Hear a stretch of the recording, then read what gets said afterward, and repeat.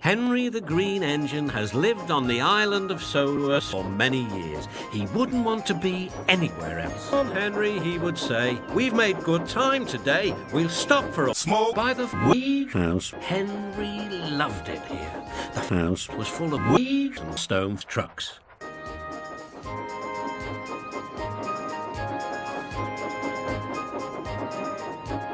Henry could remember the day long ago when he and Toby brought some new weed to be planted and Terence and Trevor helped smoke them in. Now he could see the weed growing amongst the others. Henry always felt better for being here. He couldn't really explain why. He was high, but his driver understood.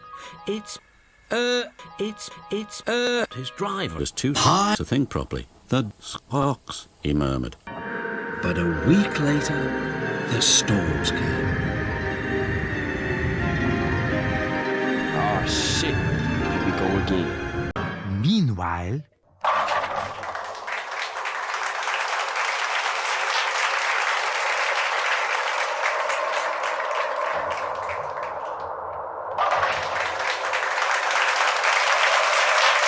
Listen, said Thomas. Can you hear, The docks. It's the back controller outside our shed, replied Toby. But I've never heard a back controller like this before. Do you know, added James, Soros? All the engines laughed, except Henry. That was terrible. By morning, the fierce winds had gone, but the damage was damage. Henry's driver came to see him in the yard. Tracks have fallen on the trees. We must help clear the line. What?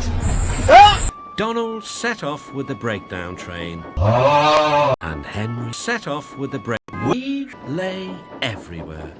Henry felt what will happen to all the stone trucks? When Henry's trucks were full of weed, he took them to Grove Street. Henry was glad the weed was being put to good use, but he was still sorry, sighed Toby. Yet, replied Thomas. Meanwhile...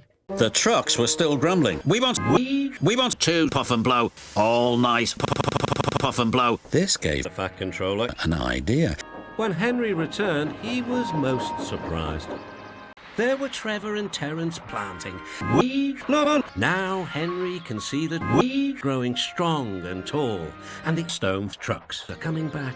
Often he can hear the sound of stone children laughing, and always he is High